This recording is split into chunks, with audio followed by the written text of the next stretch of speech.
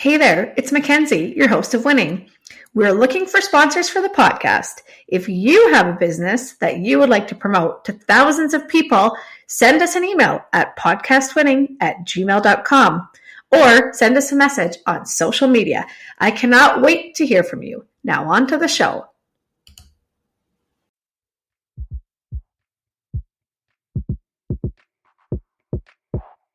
Winning is your guide to making it in business. Join our award-winning host and entrepreneur, Mackenzie Kilshaw, and special guests in casual conversations that will educate and inspire you on your business journey. Winning will help you learn the hard lessons the easy way with guidance from celebrated entrepreneurs and business leaders. It's fun. It's informative. It's winning. Hello, welcome to Winning. I am your host, Mackenzie Kilshaw, and today's guest is Dre Baldwin. Hi, Dre. Hey, Mackenzie, how are you? I'm really good. How are you? Excellent. Thank you for having me on. Yeah, it's really great to have you on. Dre is the CEO and founder of Work on Your Game, Inc. He has given 4 TEDx talks on discipline, confidence, mental toughness, and personal initiative. He's also authored 33 books. He's appeared in national campaigns like Nike, Wendy's, Gatorade, Buick, Wilson Sports, huge campaigns. He has published over 8,000 videos and his content has been viewed over 100 million times, which is amazing. Dre also has a podcast, Work on Your Game. It's a daily podcast where he has over 7 million downloads. So Dre, I'm really excited to talk to you today and talk a little bit more about working on your game. So thanks for being here. Do you want to tell the audience a little bit more of who you are and kind of what is Work on Your Game? Sure. So everything you said in the background, hopefully I can live up to in the introduction there. Come from the city of Philadelphia, now based in Miami. Always played sports growing up. Got to basketball pretty late, around age 14, which is late if you're trying to go play in college or let alone play in the pros. Only played 1 year high school ball. Walked on to play Division III college ball. Had to hustle my way into pro basketball, which I was able to do, luckily. And at the same time, started publishing to this brand new platform called YouTube. And that's where I started to build a name for myself online. And it was mostly just the basketball players. But after a few years, the players started asking questions about my approach because they just saw I was really consistent. And this is way before consistently publishing online was a thing. And they started asking about mindset. So I started talking about it. And people who were not athletes started hearing the videos about mindset and saying, Dre, this stuff applies to everybody. This doesn't just apply to sports. So that's how I knew what my segue would be from the sports world to an audience of people who were not athletes. And that's exactly what I did in 2015 when I stopped playing. And that's pretty much what I've been doing full time ever since. So my company now, as you said, is Work on Your Game. And what we do here is we take the tools to help athletes reach the top of the sports world. And we apply those tools to the business world to help professionals perform at their highest level, do so consistently, and of course, make money. Yeah, I love that. And really, if you're looking at it, the sports world and the business world are actually quite similar, right? It is a lot of hard work, dedication, having the right mindset to get you really where you want to go. And they do correlate a lot. So it's really cool that you went from sports to the business world also. Yes, thank you. Yeah. Yeah, there's a lot of connections. Yeah, for sure. So you started out with sports. I know, like you said, you didn't start till a little bit later, kind of an early teenager. Mm-hmm. Did you always want to be a basketball player? How did that start? What was, when you were younger, what did you want to do? How did it grow from there? I just wanted to be someone who was known. I wanted people to know who I was. And I think athletics was the vehicle simply because I always had the athletic gene. So I was always playing sports. A little bit of football, a little bit of touch football, not serious football, kickball, backyard basketball, that kind of stuff. Running, jumping over stuff, those kind of things. I knew I was athletic. I was at least more athletic than most of the kids on my block. But what do you know when you're just in that small space? Yeah. And I tried a bunch of sports. Tried football, never really played football, did a little bit of baseball, wasn't really that good. So basketball was the sport that was just a natural progression, just where I'm from. Everybody plays basketball because you don't need equipment. It doesn't cost anything to play basketball. You just show up and you have one ball and a bunch of people, you have a game. So that's how I just naturally gravitated towards basketball because that's what was happening in my environment. And luckily I was tall, long arms. I can run and I can jump.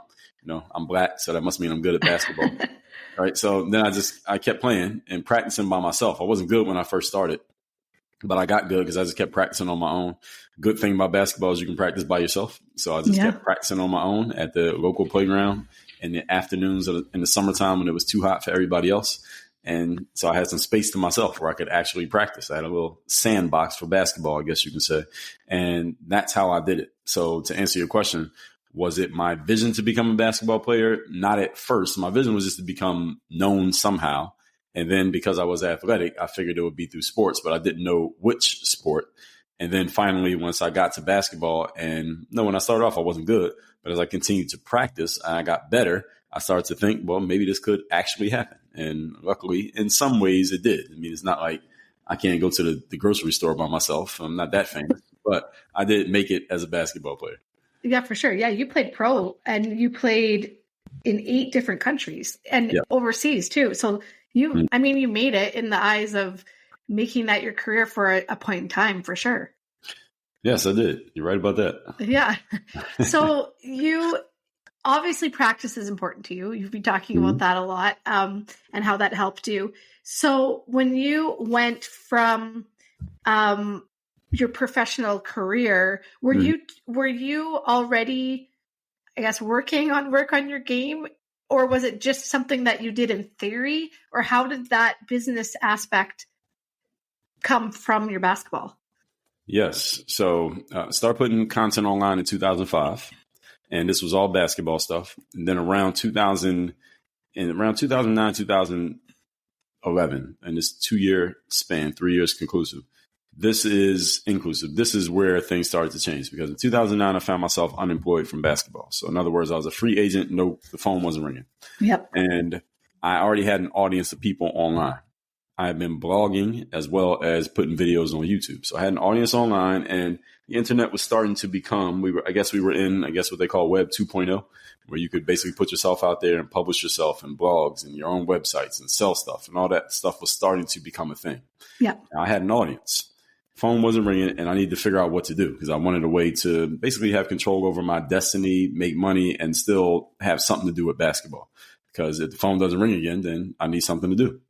So I had just finished, years earlier, I had read Rich Dad, Poor Dad by Robert Kiyosaki in the book. And that was through just a random connection I got in network marketing, which I didn't build a business in, but that experience opened me up to some new things like personal development and books on business. So he talked about having assets, how assets can put money in your pocket, and you don't have to be your only asset by just working and making money. Because even though being an athlete is a job that most people would see as a dream job, and it is, at the same time, Mackenzie, when you're an athlete, it's still a job. You only get paid when you're working. And if you're not working, like I wasn't at the time, you're not making any money. So I wanted some assets. So how do I create assets? So I had kept that idea in the back of my mind. So now I just finished reading the new version of Rich Dad, Poor Dad for the digital age. It was called The 4-Hour Workweek by Tim Ferriss. Also a great book. Yep. Right. So Tim was just talking about a lot of similar things, not in the exact same vein, but a lot of similar things, just using the internet for it. So how can you outsource and hire somebody in India to work for you? I never thought of that before.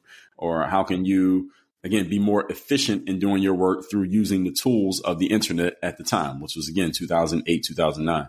So he had a blog, a very popular blog at the time, still popular, where he talked about if you have an audience, or even if you don't, actually, he said, if you have an idea and you want to create a product and sell it online, here's what you do. He had this little process of what you do. I followed the process because at this point I needed something. So as they say, necessity is the mother of urgency. All right, you get urgent when you have necessity. So I started following his little experiment, and I created a little training program for basketball players because I already had an audience of ball players. I knew that I could help them by showing them how to practice. So why not make a product out of showing people how to practice? Okay. So I created 2 products, $4.99 a piece, one for dribbling and one for shooting. And I put them on this little 1-page website on a free hosting platform. I was just following Tim's format, his formula. And I went to Google AdWords and I bought $5 worth of ads for like whatever keyword, basketball training or basketball practicing, something like that.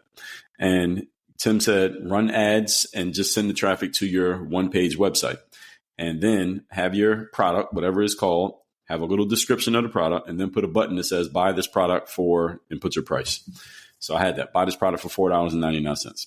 When people click on the button, it takes them to another page that says this product is still under construction, but if you want it, just put your email address in, and when it's ready, we'll email you. And Tim said, if you get people coming from Google, again, they don't know you, so it's not your grandma doing it to be nice. Yeah. You get people coming from Google who put their email address in. That means you have a viable product. Go make it and sell it. Sell it to those people. Those are your customers right there. Yeah. And I did this, and people were putting their email address in. I want to give a disclaimer here for those who are listening to this in 2024. You can't do this with $5 today. You probably need 50. All right. But back then you could do it with $5. You probably need 500 if it's basketball. It's a very competitive keyword. But anyway, I did this, and people started putting their email addresses in. And mind you, I still had an audience online. I didn't tell them about this yet because those were my warm audience. You had to do it with a cold audience. So I went and made the product, put a video up on YouTube, say, hey, I have this new product. It's over here at this website. People started buying it immediately. The first day I made sales. And I remember when my little BlackBerry at the time, the little light blinked and said, congratulations, you made a sale for $4.99. When I made that sale, Mackenzie, I said to myself, I could do this for the rest of my life. Because what I had done was created what we all know now as intellectual property. At the time, I was not familiar with that term. And it was basically taking an idea, packaging it up, putting a label on it, putting a price on it, and exchanging it for money. That's what I just did. And I said, I got a million ideas. I only off one. I got a whole bunch of them. So if I can package these all up and sell them and make money from it, then I got a business opportunity right here in front of me. And I knew I couldn't play basketball forever. And even if the phone does ring again, eventually your shelf life as an athlete, athletic careers are very short. Yeah. So luckily the phone did ring again. I kept playing until 2015. But answering your question here, I was an entrepreneur officially as of that day when I made my first $4.99 sale, because I created my own product, put it out, sold it, and collected the money. And I just made more products, first of all, for basketball. At this time, and again, I told you this is about a 3-year span. At this time, self-publishing also became ubiquitous. So I started writing books because I've always been a writer. I was blogging, then I started writing books. Then I started creating courses. So I had those 3 things going from 2009 through 2015. So when I stopped playing in 2015, I already had a runway of an audience. I had a framework. I had ideas. And I had products. So I already had these things in place when I stopped playing basketball. So it's not like I woke up the next day like, okay, now what do? I already knew what I was going to do because I was already doing it. Yeah, that's an awesome story. And just built from there. I mean, now we're almost 10 years later, and you've got podcasts, you've got, so many things, 33 books. All of this is built on one item that you didn't even have completed yet, and you're already selling it. That's amazing. Right. Oh, thank you. Yeah. When you got that first blink on your BlackBerry, were you like, holy crap, like I made it? Or were you like I can just imagine the excitement of something because you were following what the book told you to do. But when you get that first kind of customer, first sale, it must have been really exciting.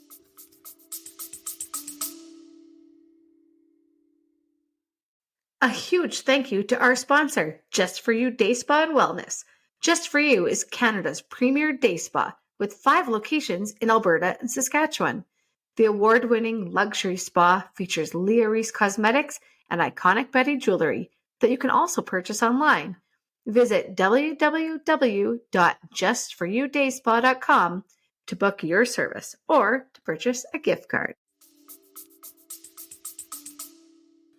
Well, I didn't say, holy crap, I made it, because it was only $4.99. But I would say I was satisfied is the word that I would use, because I already knew that I had an audience. So this was not was not a guess as to whether or not I could sell the product, because I was already posting videos on YouTube for 4 or 5 years by that point. So I already knew there were people who wanted exactly what I was selling. So it wasn't a surprise that somebody would buy it. It was satisfaction in that, okay, Tim laid out this plan. I followed it. I did everything he said. And there are people who actually will buy this, and they were buying. So I was just satisfied with that. And now the first thing I'm thinking is, okay, how can I sell enough of these programs to where if I don't get another phone call to play basketball, it doesn't matter. So that's what I was thinking about. So how can I make enough of these so that I can keep my phone turned on, the bills paid, the rent paid, et cetera, et cetera. That's what I was thinking. Like, do I need to make more of these programs? And the answer was probably yes, because once somebody buys one, well, now they need something else to buy. What's the next program? So now I started thinking about all the stuff that I had made on YouTube, all the different things I had taught. And I said, all right, how many of these programs can I create? I got to mass produce these because I need to have so many that I could sell the same person 50 programs. Yeah, so that's exactly what I was thinking. And mind you, there's no chat GPT at this point. I had to manually do this. Right. So that's what I started thinking of. How do I do this to where I can make a true full-fledged business out of this? And at that time, I didn't even know what auto delivery was, which means if somebody bought a digital product from me, I had to email them manually and include attachments of the product. I didn't even know there was a such thing as auto delivery. So let everyone know how far we've come in 15 years. So after about a week of this, emailing every person the product, I thought there has to be a faster way to do this. And I found auto delivery. So we fixed that up pretty quickly. Yeah. Well, that's the thing, though, when you're stepping into a new business, really, it was a business for you that you're not sure. That kind of stuff happens. You probably didn't even think about it. And then at first it's, oh, well, I'll just email it. No big deal. But then all of a sudden you have so much volume coming in that you're just spending your time emailing attachments. So definitely automating that was a great thing for you. Yes, I agree. Yeah. Your time is better spent not sending emails with attachments. That's for sure. That's right. So let's talk a little bit more about work on your game.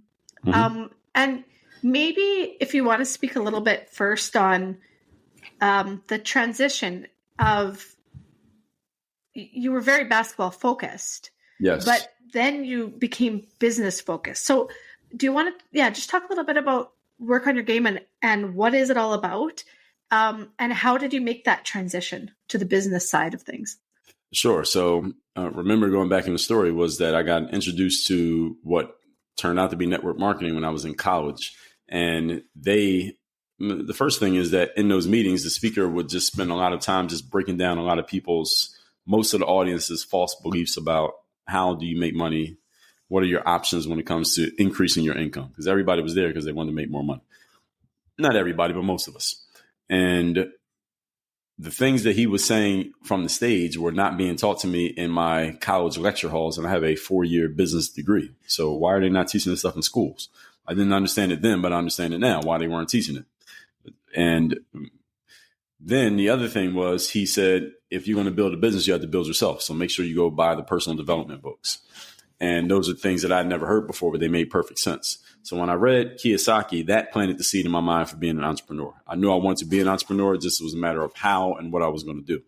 So the thing about the programs that I was selling, those basketball programs, was I was not running ads. I didn't know how to run ads. I only did the Google AdWords thing based on what Tim said, but I didn't keep running ads. I only did that for the experiment.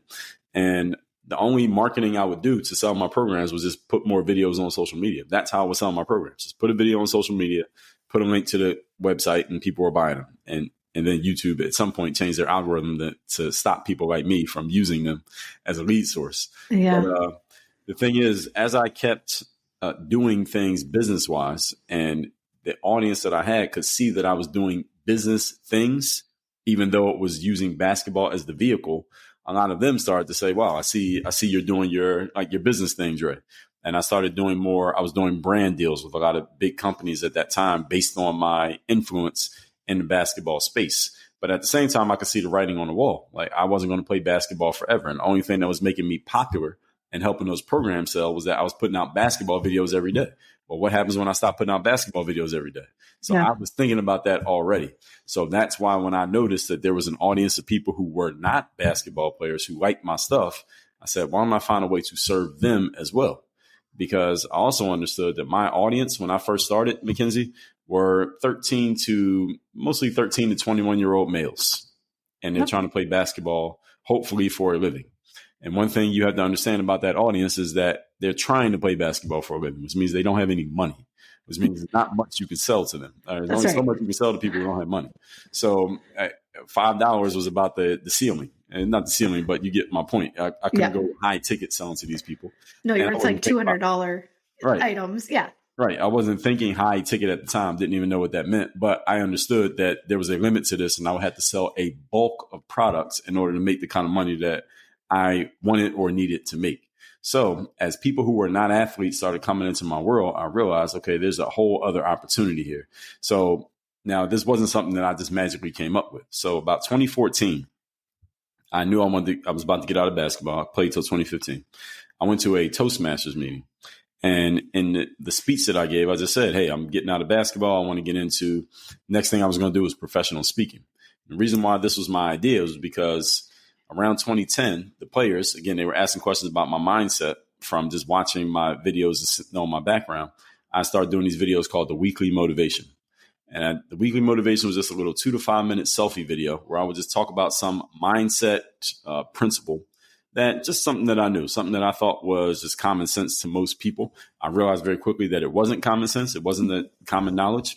And I would just talk about things like discipline and confidence and mental toughness and personal initiative. And I was using basketball kind of as a canvas, but it wasn't about basketball. So people who didn't play basketball started seeing those videos. And that's when they started reaching out and saying, Dre, I don't even play basketball, but that stuff you're saying about mindset applies to me the way it applies to others. That's what told me that there was an audience outside of the sports realm. So in 2014, when I had went to this Toastmasters and said, I'm about to get out of basketball, there was another guy in the audience who had played in the NFL. And it was only about 10 people in the room. So this is just complete irony. Yeah. He had played in the NFL. I knew his name, but I didn't know his face because football players wear helmets. So I didn't know what he looked like. But when he still told me his name, I knew who he was. Yeah. He said, well, look, I'm about to retire from football. And I am about to go to this conference where all the people they're professional speakers. And what it was a National Speakers Association conference. I didn't know that at the time. But he said, I'm about to go to this conference. I want to find out what I need to know about the speaking business. And anybody I meet, I'll just pass their info to you. I said, all right, I appreciate it. He gave me the info of one person. And she was already a full-time speaker. She was author. She was in the thought leadership. She was coaching, consulting. Basically, everything that I wanted to do, she was already doing. And when we connected, I called her. And when we connected, she said, well, look, I will help you learn the ins and outs of the speaking business if you help me understand how to get my name known on the internet, because she wasn't very known on the internet, but I was known on the internet. She said, all right, I'll help you with this if you help me with that. And that's exactly what we did. And she taught me the ropes of the speaking business. So she helped me understand that this whole thing that you have, Dre, you got something going here. You're an athlete. You have these mindset pieces that you talk about. You've already written books. You already have an audience on the internet. So you're a person who actually does stuff. You implement. So I know if I invest my time into you, you're actually going to do what I tell you. Because she said, listen, 100 people have come to me asking the same thing. I want to learn the speaking business. Then I tell them what to do. They do nothing. But I see that you're already doing stuff. So I'm betting that you're actually going to do something if I tell you what to do. That's the only reason she decided to meet with me. And on top of the fact that I can help her with the internet stuff.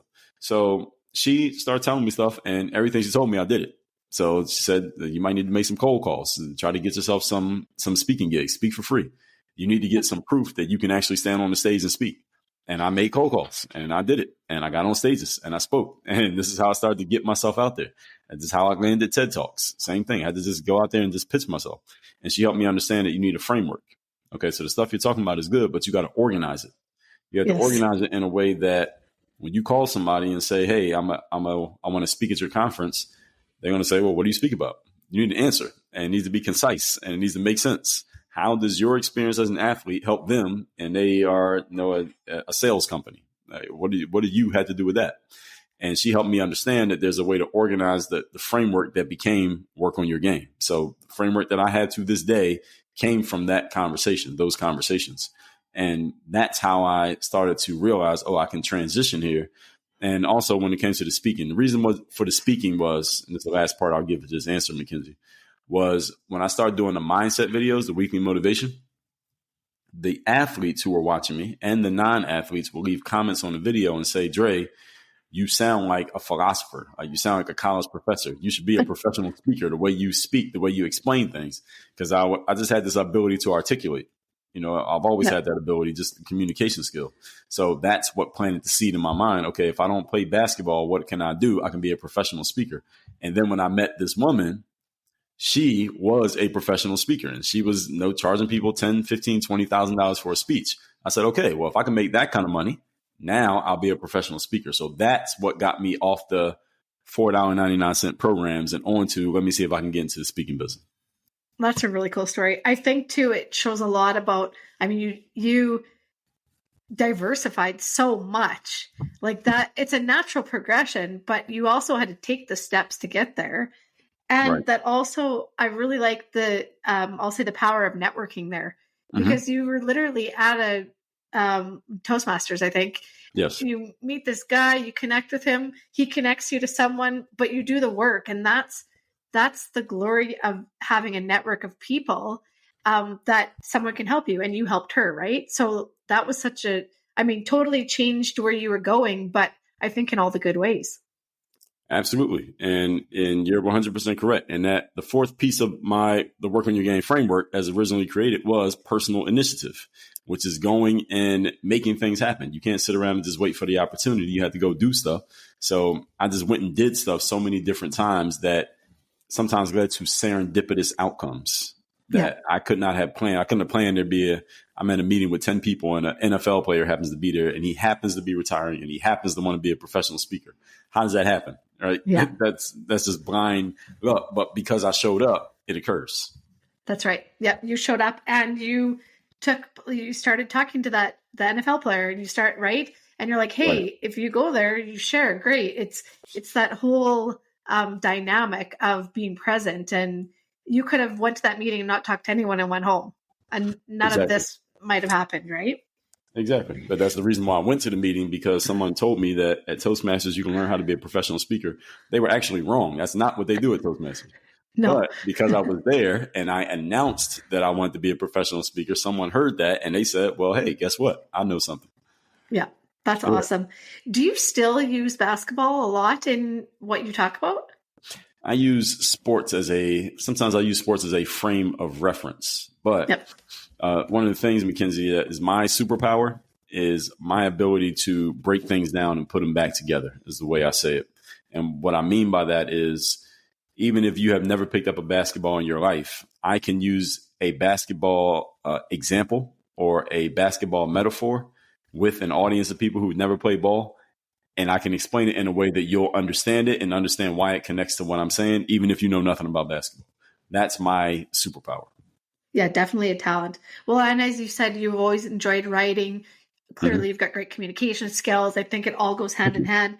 Plus, I'm assuming you love basketball still. You're not playing anymore, but lets you still talk about a sport that you love and use that as an easy way for people to understand something. Yes, I can use it as a frame of reference, but I don't need to. So I just want to be clear. I don't need to use basketball. We have this whole conversation. We don't have to talk about basketball at all. I can still give value. So the material that I put out, a lot of times I'm not bringing up sports at all. And again, if I do bring up sports, you don't need to be a sports player or even a sports fan to understand why I'm using it. But the bottom line is never about sports, because I don't play sports anymore. I'm a business person. I'm an entrepreneur. Yeah, for sure. It's just an easier way to get your message across, I guess, when you use it, when you talk about something that's relatable for people, right? It helps. Depending on who you're talking to. Now, what if you're talking to someone who's never played sports? Now, it might be harder because they don't get it. They don't know why you're bringing that up. So if I'm using the right reference, it depends on the reference, what I'm talking about, who I'm talking to. Okay, I guess this is a great point then. Really, depending who you're talking to, you're going to change your message to make sure that it's appropriate for them. Mm-hmm. Awesome. Okay, let's talk a little bit about discipline, and two kind of points here. Why is discipline such an important aspect of success? And also, how does discipline create confidence? Well, discipline is an important aspect of success because it's all about showing up and doing your job on a consistent basis. And if anyone asks me, Dre, what's the number one asset that you've used to get from where you were to where you are? And the answer is discipline, always. That is the most important asset for me personally, is discipline. One reason is because as you show up consistently and do your job, it helps build confidence. And most people want confidence. Most people need discipline, but they want confidence. And also because so few people have discipline, it actually allows you to stand out by the law of contrast. Because so few people have discipline, when you have it, you stand out from the crowd because most people don't show up consistently. Most people don't follow through. Most people are not consistent. So when it comes to why discipline matters so much, and what was the other half of the question? Just how does discipline create confidence? I think you just kind of said it. Okay, yeah. So discipline creates confidence, in that confidence is defined as your belief in your ability to do something. And that belief comes from the fact that you've actually done it. So confidence is about looking into your past. And you look into your past and you see that you've done this thing over and over and over again, that you have afforded your right to be confident. You afforded yourself the right to be confident at it because you've done it so many times. So that's how discipline creates confidence. And again, as I said, most people want confidence, but they need discipline. So a lot of times people shy away from the things that they need, but they go running towards things that they want. The problem is people go looking for the confidence they want, but they don't have it because they haven't laid the groundwork. They haven't paid the price. Right? Yep. You didn't pay for your membership. Like, you can't use the gym. All right. So there's a metaphor for you right there. So you have to actually do the work, because confidence is literally a membership. It's a membership in that once you become confident, you don't just stay confident. You have to keep doing the things that led to you being confident. And if you stop doing them, then you lose your confidence and that ability. It's like if you stop, how often do you record episodes for the show? Oh, once or twice a week. Okay, once or twice a week. So if you went 3 months and didn't record anything, and then you try to record again, you'd probably be a little sloppy when you came back, right? Yeah. Because you stopped paying the price, you lost the skill. So it works. That's how it applies to anything. That's the concept of atrophy. You don't use something, you lose it. The ability goes away if you're not using it. So the discipline of you recording once or twice a week makes you sharper, and you get better time after time after time. The more you do it, and you become more confident in doing the thing because you're doing it so often. But if you stop doing it, then the confidence goes away because you aren't doing the work. Now, the challenge is, you know in your mind what it looks like to be able to do it because you've done it so many times. Let's say you go away for 6 months, and you know what it looks like to be able to do it because you've been there, but you can't do it right now because you have not been paying the price. So you have to have the discipline to work yourself back up to that skill level that you were at before to get sharp again. But you got to pay the price. You got to start back at ground zero where you were. You can get there faster because you know the path than you did the first time, but you still have to pay your dues the same way that anybody else would. I love that. And I think discipline is something that honestly we don't really talk about enough, but I could not agree with you more. It's so necessary, and putting in the time, it doesn't matter what your business is, you have to put in the time, right? Because if you don't, you can hope and wish that the outcome's going to be what it is, but without the actual work, you're never going to get there. That's right. You got to put in the work in anything. And as much as, as an entrepreneur, I talk to people all the time about don't fall into the trap of, what they call hustle culture, or feeling like that you have to go to bed late and you got to wake up early and team no sleep and all these things that people say about just hustle, hustle, hustle. Don't fall into that trap. At the same time, hard work still matters. You still have to do the hard work. Right? There's no shortcut to hard work. Anything you want to be successful at, you have to work hard. The challenge is, what are you working hard on? That's the real challenge. It's not that there's a way to shortcut the mandate for actually putting in hard work and effort in anything you want to be successful at. Yep. I love that advice. And it goes to everything, business, but I mean, it goes to, if you want to be a doctor, you have to go to the 7 years of medical school or whatever to be a doctor. If you want to be, right? All of these, it doesn't matter if you're an entrepreneur or small business owner or another profession, putting in the work is going to get you there. And that's the only way. I love how you said there's no shortcut to hard work, because that's such a great way to phrase it so simply, but it's very true. That's right. Mental toughness too is something you talk a lot about. And this might go back to discipline, but do you want to just touch a little bit more on mental toughness and why it's necessary in your business? Sure. In business life? The way we describe mental toughness is your willingness to remain disciplined and confident, despite the fact that being disciplined and confident up to this point has yet to produce the desired result. So no matter how hard you work, how clear and clean your plans are, how talented you are, how much you believe in yourself, inevitably something's not going to go the way you want it to go. Inevitably something's just not going to work in life. Somebody else may disappoint you. You planned a picnic and it's raining outside. You did all the hard work and things just don't go the way that you expected. This is inevitable. It happens to everyone. No one is immune to this. Mental toughness is your willingness to stick to the plan, stay persistent, and stay disciplined, and remain confident that your effort will pay off, even though it has yet to pay off. And the reason why mental toughness matters so much, Mackenzie, is because it becomes the great differentiator between the people who succeed and the people who fail. In that many people quit when they haven't gotten the result that they expected, especially if they feel like other people know about it, because people are so afraid of ridicule and criticism that they would rather not try than try and come up short. Or especially if they've already tried and came up short once, they don't want to let that happen again. So they rather do nothing. They rather just quit.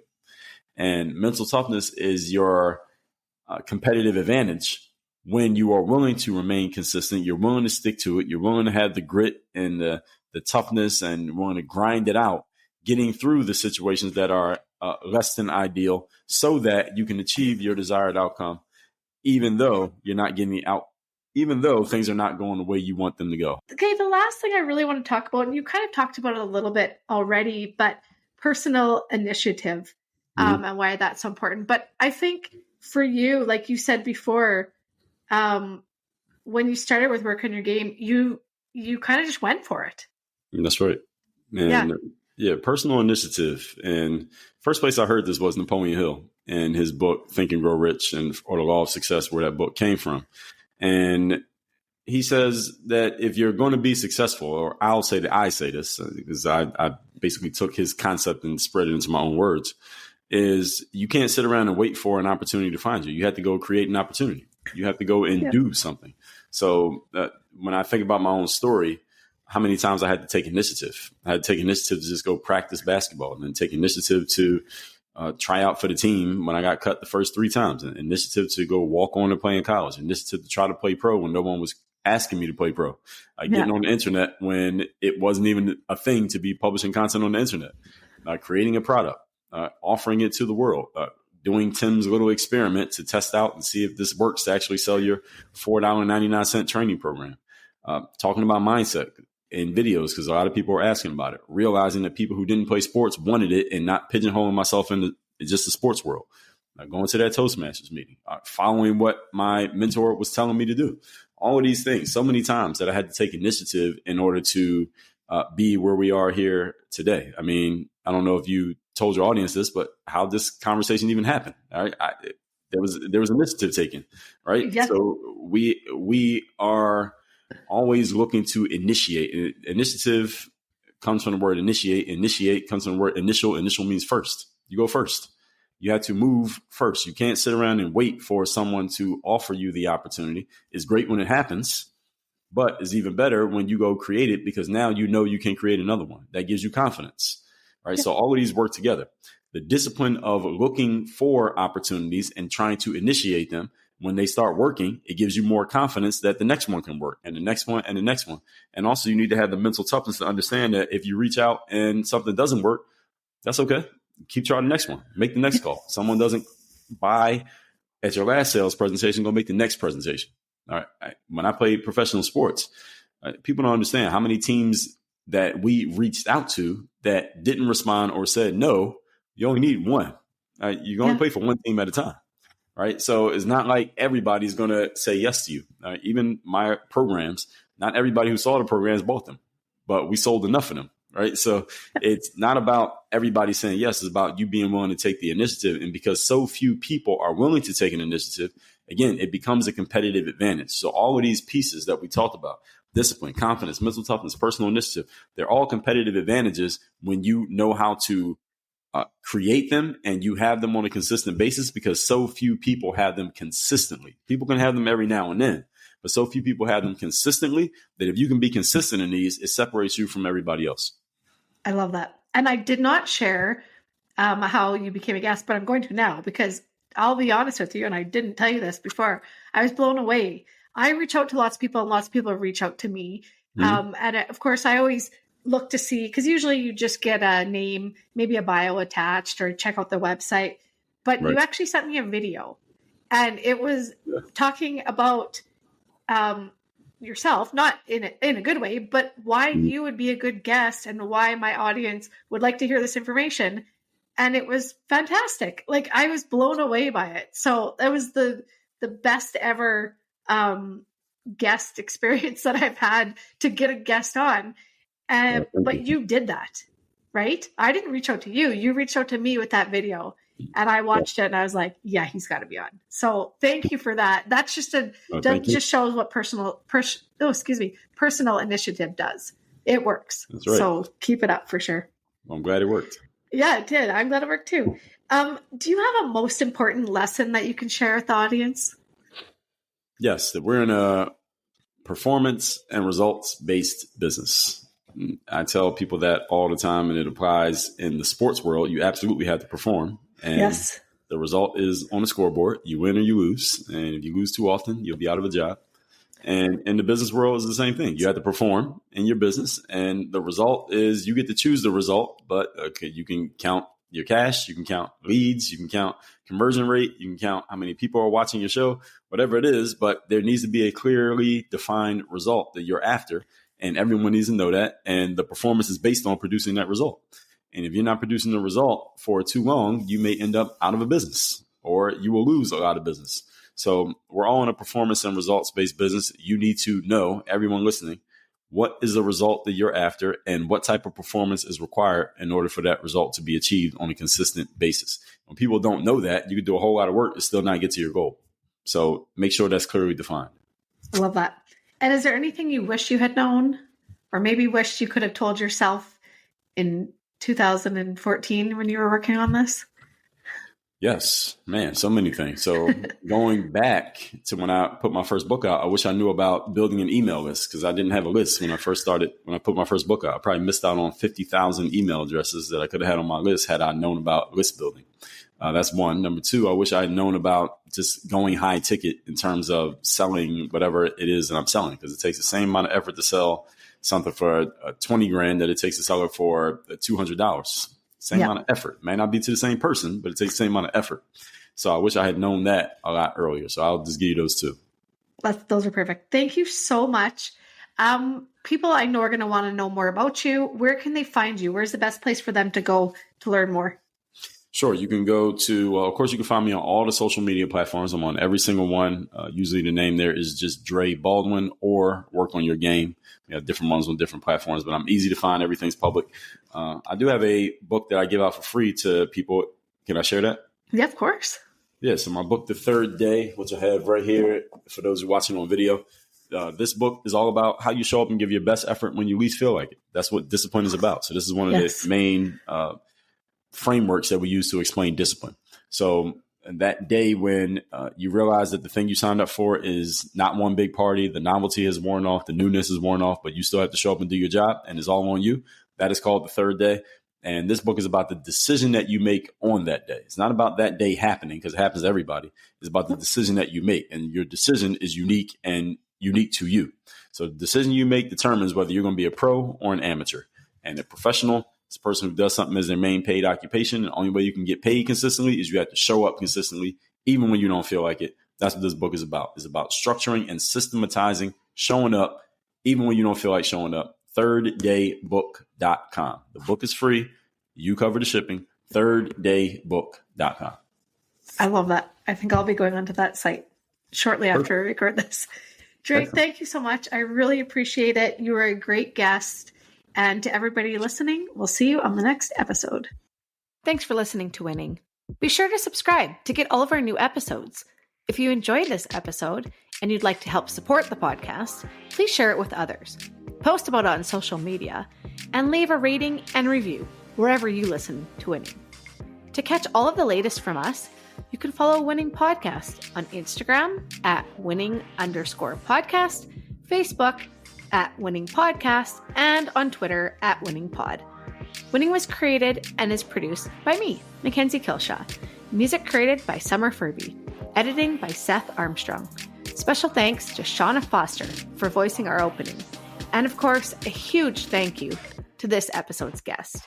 Thanks again for listening, and I'll see you on the next episode.